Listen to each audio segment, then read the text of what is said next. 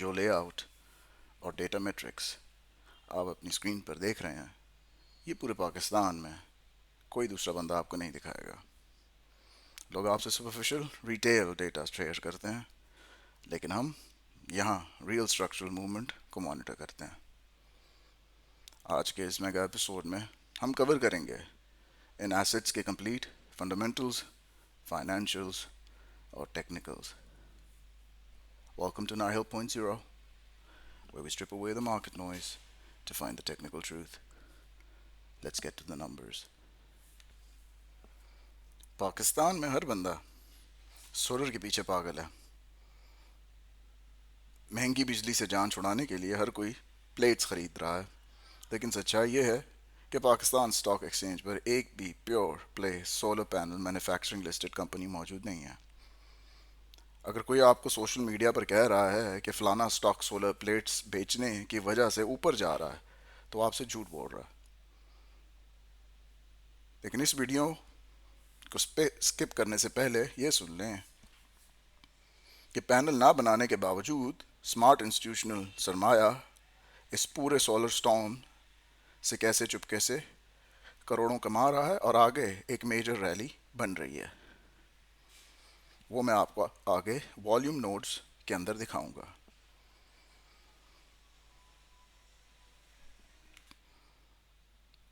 अगर आप ऐसी फाइनेंशियल इंजीनियरिंग और एनालिसिस को पहली बार देख रहे हैं, तो अभी चैनल को सब्सक्राइब कर लें, क्योंकि ये वीडियो देखने के बाद आप इस चैनल के लॉयल सब्सक्राइबर बनने वाले हैं।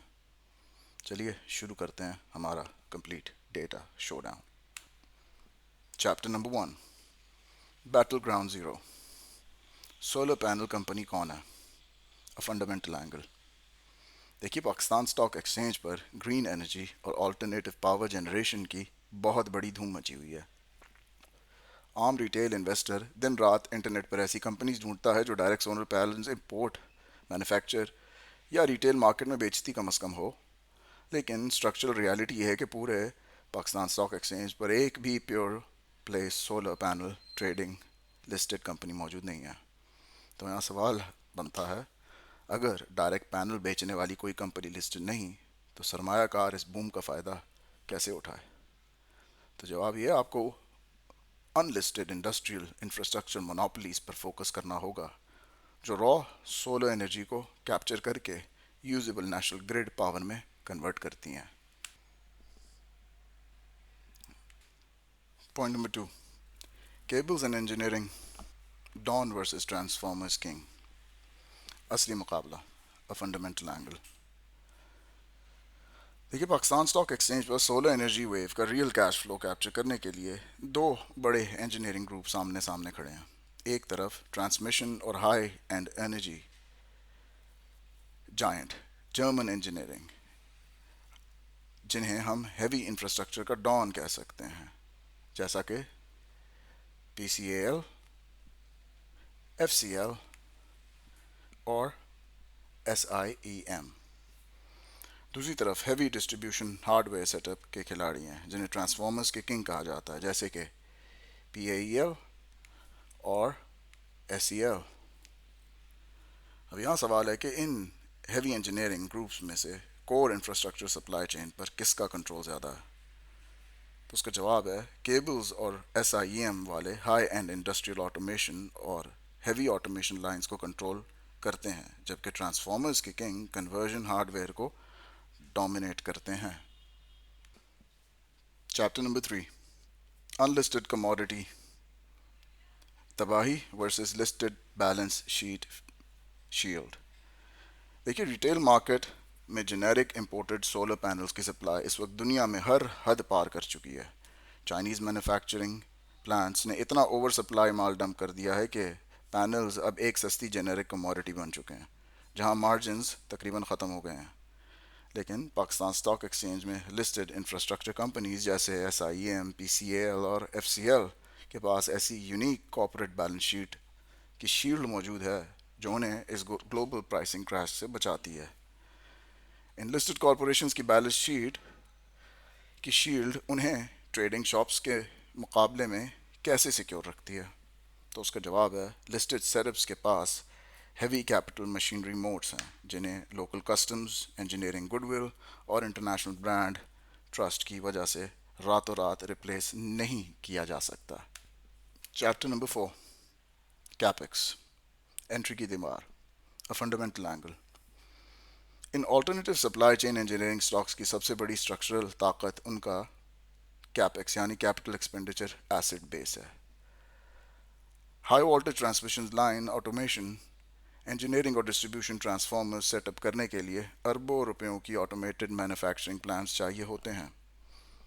पाकिस्तान केबल्स जो आपकी स्क्रीन पे है, फास्ट केबल्स और सीमेंस पाकिस्तान लिमिटेड ने पिछले सालों में अपने सिस्टम्स पर अरबों इन्वेस्ट किए हैं। तो यहाँ सवाल ये है, भारी कैपिटल एक्सपेंडिचर कैपेक्स नए आने वाले कंपेरेटर्स के लिए किस तरह की दीवार खड़ी करता है? तो उसका जवाब है, ये मैसिव फाइनेंशियल बैरियर किसी भी नए लोकल इंपोर्टर को एक छोटा गोडाउन रेंट पर लेकर इन ऑटोमेटेड इंडस्ट्रियल मोनोपोलीज का मुकाबला करने से लीगली और फाइनेंशियली रोक देता है। चैप्टर नंबर 5, कॉपर के बादशाह, 1085 डिग्री सेंटीग्रेड की पिघलती आग, अ फंडामेंटल एंगल। हैवी केबल और इक्विपमेंट इंजीनियरिंग का असली मैकेनिकल मैजिक उनकी एडवांस कंटिन्यूस कॉपर कास्टिंग और हाई ग्रेड मेटलर्जी के अंदर छुपा हुआ है। मेगा इंडस्ट्रियल सोलर प्लांट्स के असली और ऐसे स्पेशल वायरिंग और स्विच गियर्स चाहिए होते हैं जो बिना स्ट्रक्चरल हीट अप के हज़ारों किलोवाट्स इलेक्ट्रिकल लोड ट्रांसफ़र कर सकें। इस एक्सट्रीम स्पेसिफिकेशन को पूरा करने के लिए हाई प्योरिटी कैथोड कॉपर जो 1085 डिग्री सेल्सियस 1085 डिग्री सेंटीग्रेड की खौलती हुई भट्टी में पिघलाया जाता है। तो यहाँ सवाल ये है कि 1085 डिग्री सेंटीग्रेड का ये metallurgical manufacturing process unlisted grey market suppliers को कैसे आउट करता है? इसका जवाब ये, ग्रे मार्केट के पास ऐसी सोफिस्टिकेटेड टेस्टिंग लैब्स और ऑटोमेटेड मशीनरी नहीं होती जिसकी वजह से वो बड़े कमर्शियल कॉर्पोरेट सोलर टेंडर्स के लिए क्वालिफाई भी कर सकें। Chapter number 6, DC versus AC, बिजली का असली बादशाह, अ फंडामेंटल एंगल। देखिए, रिन्यूएबल एनर्जी इंजीनियरिंग के एक बेतहाशा इंपोर्ट टेक्निकल रूल है जो आम सरमायाकार बिल्कुल इग्नोर कर देते हैं।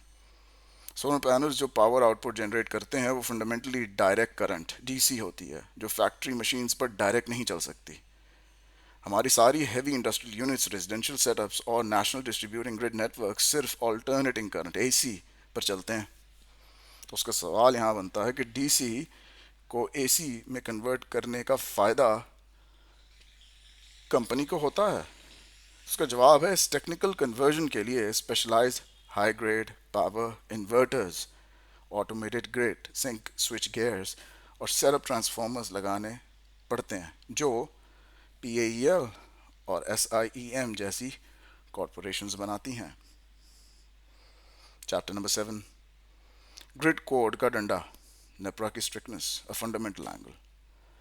पाकिस्तान में कोई भी कमर्शियल जोन या टेक्सटाइल मिल जब भी बड़ा सोलर इंफ्रास्ट्रक्चर खड़ा करता है तो उसे नेपरा के लॉज स्ट्रिक्टली फॉलो करने पड़ते हैं।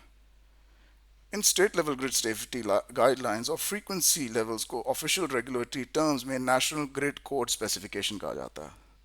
अगर कोई mill owner cheap unlisted panel accessories लगाए तो state utility inspections net metering switch block कर देती हैं।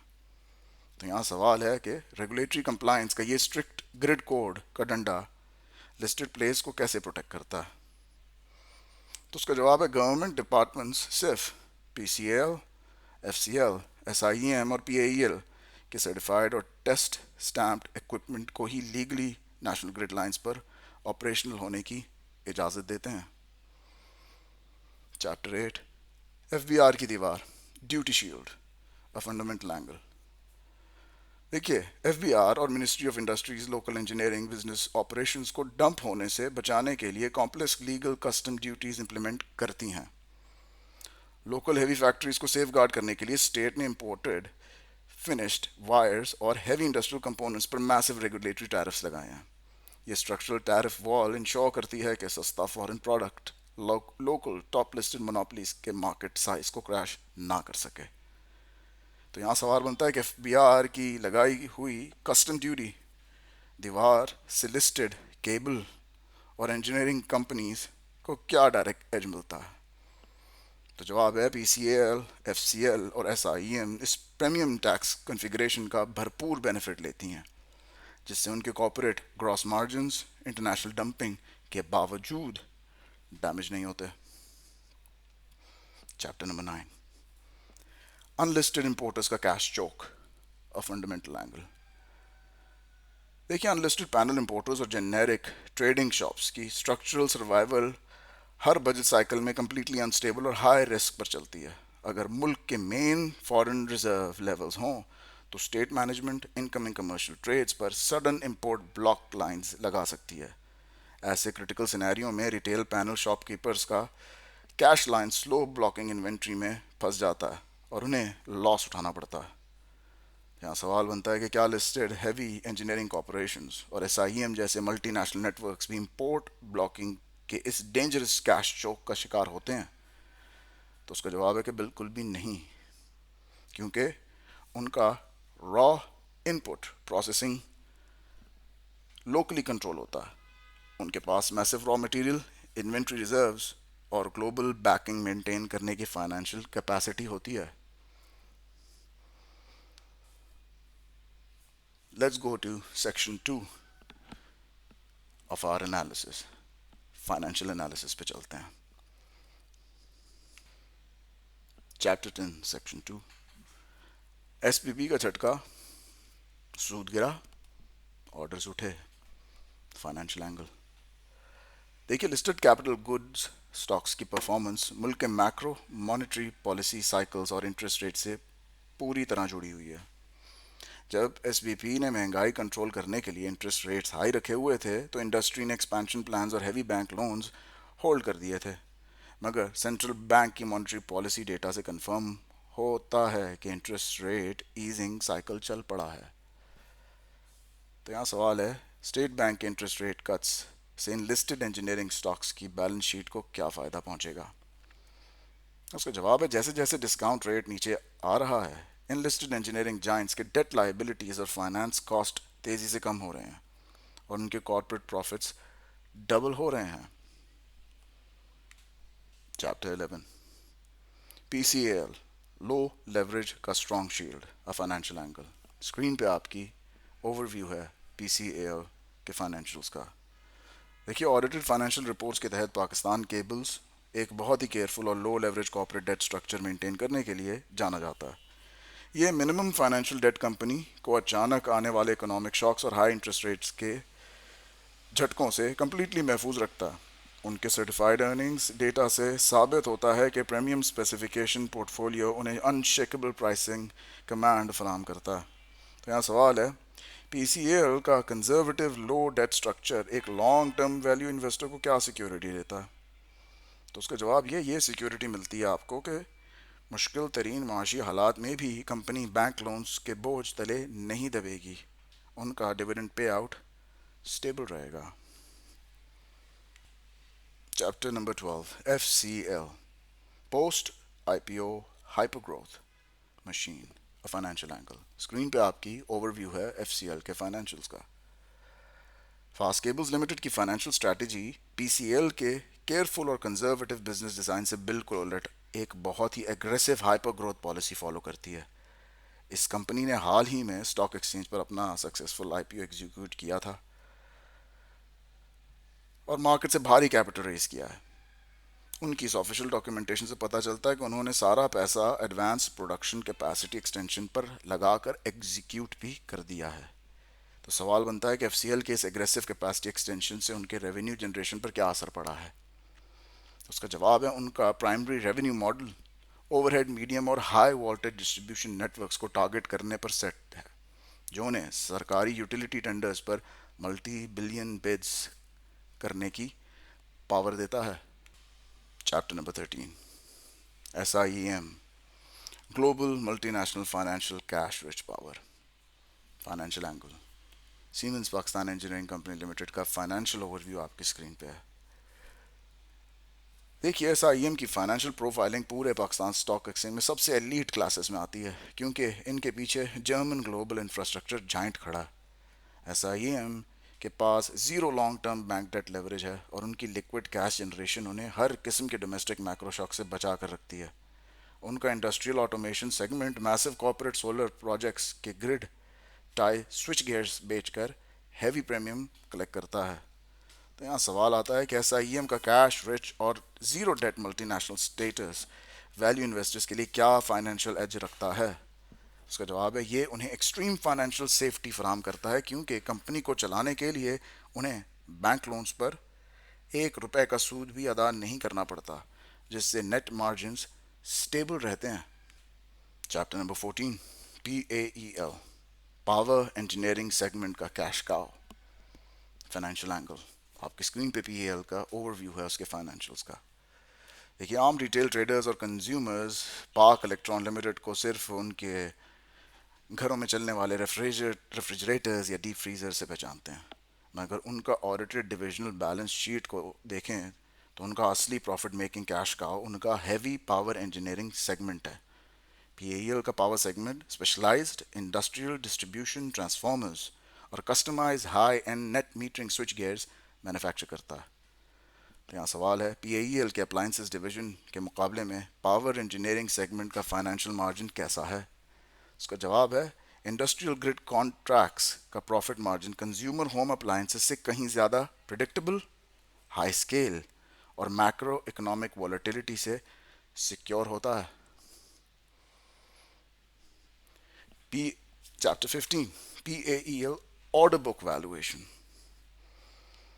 जब से पाकिस्तान के कमर्शियल इंडस्ट्रियल जोन्स में ग्रिड टाइड सोलराइजेशन और नेट मीटरिंग का बूम आया है, PAEL के transformer order books fully pack हो चुकी हैं। फाइनेंशियल सेगमेंट एनालिसिस कंफर्म करता है कि उनका इंटरनल सप्लाई चेन सेटअप उन्हें कस्टमाइज फैक्ट्री कॉन्फ़िगरेशंस बहुत फास्ट टर्न अराउंड टाइम में प्रोवाइड करने की कैपेसिटी देता है। एक आम अनलिस्टेड पैनल मिडलमैन कभी भी इंडस्ट्रियल स्केल फैक्ट्री सपोर्ट या certified multi year engineering assurance backup provide नहीं कर सकता। तो यहाँ सवाल है, पैक्ड ऑर्डर बुक्स का PAEL के कैश फ्लो स्टेटमेंट पर क्या डायरेक्ट इम्पैक्ट पड़ रहा है। उसका जवाब है, इससे कंपनी की working capital cycle speed up हो गई है और उनका Reliance short term bank borrowings पर तेजी से कम हो रहा है। Chapter number 16, SEL, pure utility pivot trading, अ फाइनेंशियल एंगल।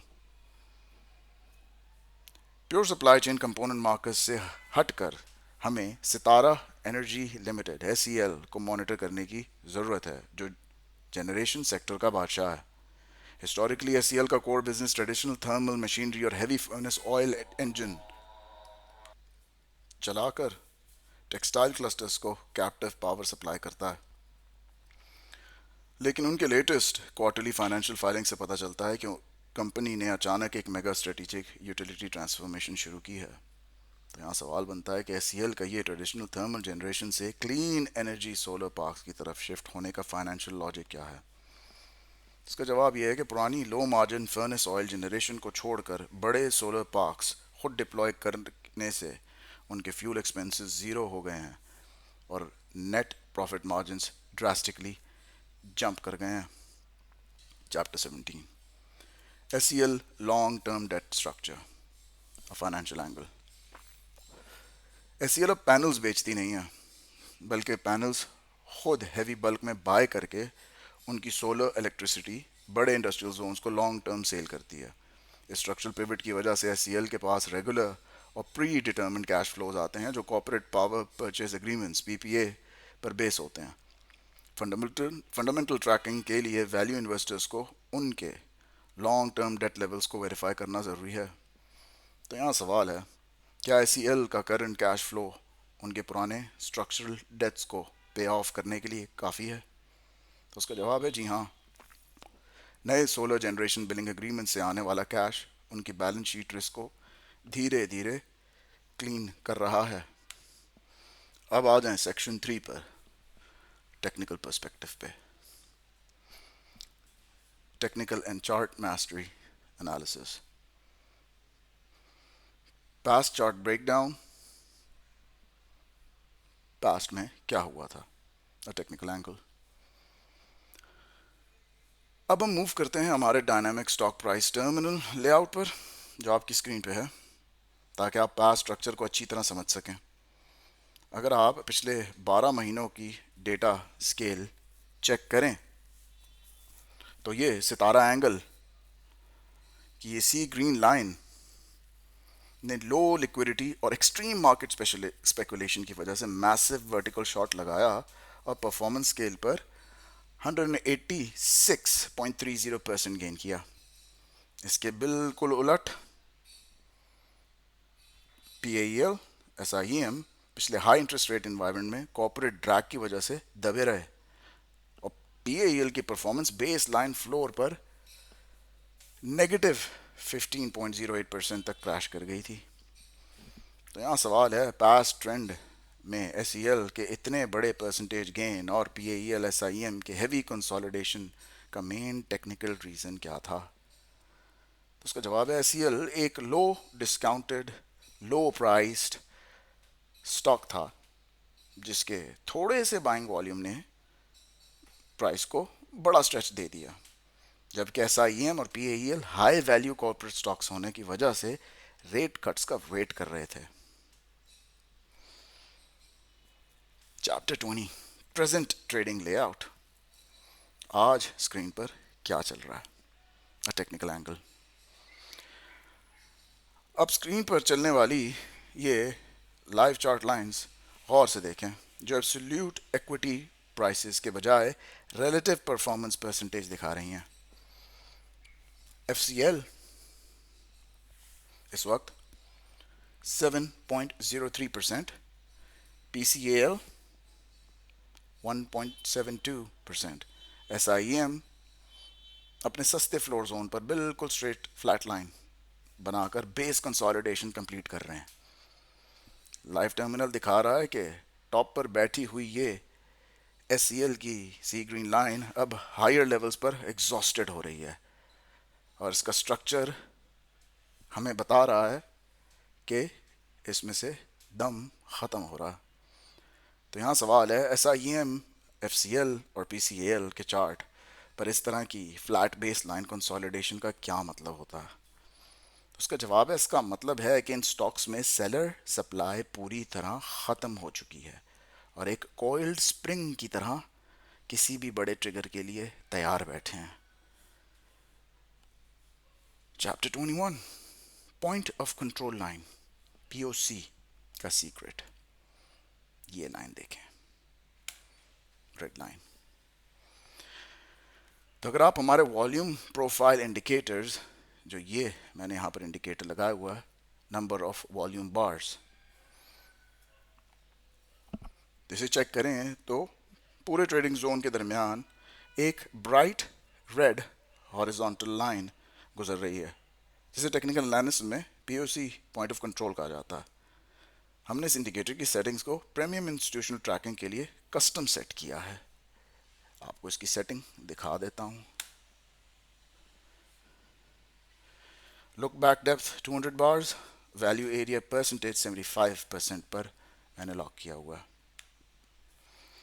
तो यहाँ सवाल है, चार्ट पर मौजूद ये ब्राइट रेड हॉरिजॉन्टल लाइन यानी POC एक स्मार्ट स्विंग ट्रेडर को क्या इन्फॉर्मेशन देती है? इसका जवाब है, ये लाइन दिखाती है कि मार्केट के pin point heavy institutional volumes इसी प्राइस लेवल पर एग्जीक्यूट हुए थे, यानी बड़े फंड मैनेजर्स इस जोन को सबसे सेफ एरिया समझते हैं। Chapter 22, the 75% value area orange zone. इस red point of control line के ऊपर नीचे अगर आप यहाँ ये गौर करें तो ये आपको बार्स नज़र आ रही हैं। ये हमारा 75% की जो सेटिंग मैंने की है उसका ये वैल्यू एरिया जोन है। एल्गोरिथमिक मॉडल्स इस एरिया को मार्केट का स्टेबल ट्रेडिंग एक्विलिब्रियम जोन तस्लीम करते हैं, जहां प्राइस सबसे ज़्यादा वक्त गुजरती है। इस वक्त PAEL, FCL, PCAL और SIEM चारों के prices heavy volume profile zone के बॉटम फ्लोर लाइंस पर ट्रेड कर रहे हैं और ये लाइंस आपको बता रही हैं काफ़ी अरसे से स्लो बाइंग और एक्यूमुलेशन, ज़बरदस्त किस्म की कंसोलिडेशन मुकम्मल तकरीबन हो चुकी है। तो यहाँ सवाल है कि जब किसी लिस्टेड प्ले स्टॉक की प्राइस इस 75% वैल्यू एरिया जोन के बिल्कुल बॉटम बाउंड्री पर आ जाए तो क्या करना चाहिए। तो उसका जवाब है कि टेक्निकल रूल्स के मुताबिक ये area high probability long entry zone होता है, क्योंकि यहाँ आपका रिस्क ना होने के बराबर और पोटेंशियल रिवॉर्ड बहुत हाई होता है। चैप्टर 23, फ्यूचर टारगेट प्रोजेक्शंस, अ टेक्निकल एंगल। चलिए अब मैथमेटिकल प्रोबेबिलिटीज के तहत फ्यूचर टारगेट्स को प्रोजेक्ट करते हैं जो इस चार्ट प्रोफाइल पर एक्सपेक्टेड है। जब इंटरेस्ट रेट्स मजीद नीचे आएंगे, अगर आए, इशू सारा जियो पॉलिटिक्स का बना हुआ है, तो मैन्युफैक्चरिंग ऑर्डर बुक्स ट्रिगर होंगी। तो F C L, P C L और एस आई एम इस ऑरेंज वैल्यू एरिया बाउंड्री के अपर एज को टच करके ऊपर की तरफ निकलेंगे। क्योंकि इस प्राइस जोन के ऊपर चार्ट पर कोई भी पुरानी रेजिस्टेंस या हैवी इंस्टीट्यूशनल सप्लाई नहीं बची, इसलिए यहाँ एक बड़े स्विंग टारगेट तक का रास्ता बिल्कुल साफ हो चुका है। तो यहाँ सवाल है, इस क्लियर चार्ट स्ट्रक्चर पर हमारा immediate next upside target percentage scale पर क्या होना चाहिए। तो उसका जवाब है, बेस लाइन फ्लोर से ब्रेकआउट होते ही हमारा कंजर्वेटिव, ऑप्टिमिस्टिक नहीं, conservative future target scale 35 to 50% है। यानी 100 रुपए पे 135 या 150 रुपए बनना, यानी आपके 35 से 50 रुपए हर 100 रुपए पे बने। Chapter 24, the volume vacuum phenomenon, a technical angle. अगर आप यहाँ पर ये हमारे हॉरिजॉन्टल वॉल्यूम इंडिकेटर्स के अपर जोन को देखें तो वहाँ बार्स बिल्कुल ख़त्म अब यहाँ पर आके देखें हो चुकी हैं। यहाँ पर काफ़ी थी, ख़त्म होते होते होते होते there are almost no bars since quite a few time. तो यहाँ पर हम इसे कहते हैं वॉल्यूम वैक्यूम या लो वॉल्यूम नोड। जब भी कोई लिस्टेड मोनोपोली एसेट एक लंबी कंसोलिडेशन के बाद इस वॉल्यूम वैक्यूम जोन में दाखिल होता है तो प्राइस बिना किसी रुकावट के बहुत तेज़ी से लिफ्ट करती है। S I M, F C L और पी सी एल तीनों इस वैक्यूम स्पेस के बिल्कुल क्लोज हैं और बैठे इंतज़ार कर रहे हैं। तो यहाँ सवाल है, वॉल्यूम वैक्यूम जोन में एंट्री लेने के बाद स्टॉक प्राइस के बिहेवियर में क्या चेंज आता है। तो उसका जवाब है, प्राइस में हैवी वर्टिकल ब्रेकआउट आता है, क्योंकि ऊपर सस्ते शेयर्स बेचने वाले सेलर्स का प्रेशर बिल्कुल ज़ीरो हो चुका होता है। Chapter 25, future scenarios, most expected outcomes, अ टेक्निकल एंगल। देखिए हमारे फोरकास्टिंग मॉडल के मुताबिक मोस्ट एक्सपेक्टेड सिनेरियो ये है कि अगले 3 से 6 महीनों में smart institutional capital text book rotation execute करेगा। टॉप पर ये खड़ी सी ग्रीन एस सी एल की लाइन प्रॉफिट से कैश आउट किए जाएंगे और वो सारा सरमाया यहाँ S I M, P C L, F C L और पी ए ई एल में डिप्लॉय फर्दर किया जाएगा। इस सीक्वेंस के ज़रिए बेसलाइन स्टॉक्स मार्केट को लीड करना शुरू करेंगे। तो सवाल बनता है कि मोस्ट एक्सपेक्टेड सिनेरियो ट्रिगर होते ही इंडिकेटर्स पर सबसे पहले क्या तब्दीली देखने को मिलेगी। तो उसका जवाब है, लोअर इंफ्रास्ट्रक्चर स्टॉक्स के डेली प्राइस चार्ट्स पर ग्रीन कैंडल्स के साथ delivery based volumes vertical scale पर सडन स्पाइक्स आपको शो करेंगे। Chapter 26, future scenarios, least expected outcomes, अ टेक्निकल एंगल। देखिए इस मॉडल के तहत हमारा लीस्ट एक्सपेक्टेड सिनेरियो ये है कि एस सी एल यहाँ बिना किसी बेस कंसोलिडेशन या फ्रेश कॉर्पोरेट अर्निंग्स ग्रोथ के मजीद 200% ऊपर निकल जाए। मैथमेटिकल प्राइस स्ट्रेच और ओवरबॉट इंडिकेटर लेवल्स ये कंफर्म कर रहे हैं कि टॉप पर खड़ी रिटेल इन्वेस्टर्स इस वक्त हाईएस्ट रिस्क जोन में बैठे हैं, इसलिए ऊपर की लाइंस पर अंधाधुंध बाय ऑर्डर्स लगाना बिल्कुल फजूल ट्रेड साबित होगी। तो सवाल है कि अगर ये least expected scenario short term speculation की वजह से चल पड़े तो वैल्यू इन्वेस्टर को क्या करना चाहिए? उसका जवाब है, वैल्यू इन्वेस्टर को इस फेक ट्रैप से बिल्कुल दूर रहना चाहिए, क्योंकि बिना स्ट्रक्चरल सपोर्ट के ऐसी स्विंग्स रातों रात क्रैश कर जाती हैं। Chapter 27, absolute execution guide. If strategy A happens, तो चलिए अब बात करते हैं कि क्लियर एंट्री और एग्जीक्यूशन रूल्स की, जिसमें कोई झूठ अंदाजा नहीं बल्कि सच्ची मैथमेटिकल कंडीशंस हैं। इफ स्ट्रैटेजी ए, यानी अगर बेस लाइन पर बैठा हुआ टिकर PAEL, FCL या SIEM इस करंट लोअर सपोर्ट चैनल के को वॉल्यूम के साथ ब्रेक डाउन करता है, तो डेली कैंडल इसके नीचे क्लोज होती है। तो सवाल है, अगर स्ट्रैटेजी ए ट्रिगर हो जाए और सपोर्ट टूट जाए तो हमारा इमीडिएट नेक्स्ट एक्शन क्या होना चाहिए? उसका जवाब है, आप बिना किसी लालच या जज्बाती सोच के फौरन अपनी पोजीशन को लिक्विड यानी स्टॉप लॉस एग्जीक्यूट करेंगे, क्योंकि इसका मतलब है स्ट्रक्चरल बेस फिल हो चुका है। Chapter 28, absolute execution guide. If strategy B happens, a technical angle. देखिए, अगर SIEM, FCL या PCAL इस ऑरेंज वॉल्यूम प्रोफाइल एरिया के ऊपर ब्रेकआउट लाइन को एक स्ट्रॉन्ग मोमेंटम ग्रीन कैंडल के साथ क्रॉस करते हैं और हाई वॉल्यूम स्केल शो करते हैं, तो सवाल है, स्ट्रैटेजी बी कंफर्म होते ही ब्रेकआउट एंट्री को सिक्योर तरीके से कैसे एग्जीक्यूट किया जाए? इसका जवाब है, ब्रेकआउट कंफर्म होते ही आप रीटेस्ट जोन पर अपनी एंट्री लॉक करेंगे और हमारा टारगेट ऊपर का next major supply resistance zone होगा। Chapter 29, dynamic profit booking. If strategy C happens, अगर टॉप पर बैठी हुई ये सी ग्रीन SEL अचानक हायर हाइज बनाना बंद कर और नीचे आते हुए अपने recent short term daily low level को ब्रेक कर दे, तो फिर सवाल है कि स्ट्रैटेजी सी के ट्रिगर होते ही जिनके पास पुरानी होल्डिंग्स हैं उन्हें अपना कैपिटल कैसे प्रोटेक्ट करना चाहिए? तो आप बिना किसी देर की अपना फुल मुनाफा प्रॉफिट बुकिंग करके मार्केट से सेफली एग्जिट कर जाएं, ताकि लोअर लॉक का रिस्क से बचा जा सके। आखिरी chapter 30, critical trading risk alerts. देखिए, सोलर प्लेस पोर्टफोलियो बिल्ड करते वक्त आपको थिन लिक्विडिटी रिस्क और कॉपर कमोडिटी एक्सपोजर से हर हाल में होशियार रहना होगा। लो फ्लोट या SIEM जैसे हाई प्राइस प्रीमियम स्टॉक्स में एंटर होना आसान होता है, लेकिन heavy broad market correction days पर उनके बाय सेल स्प्रेड्स काफ़ी वाइड हो जाते हैं। इसलिए ट्रेडिंग फ्रेमवर्क का सबसे बड़ा रिस्क अलर्ट ये है कि कभी भी ओवर लेवरेज एसेट को स्विंग हाई पर चेज मत करें। तो यहाँ सवाल है, इन सारे टेक्निकल लिमिट्स और रिस्क अलर्ट से बचने का अल्टीमेट थंब रूल क्या है?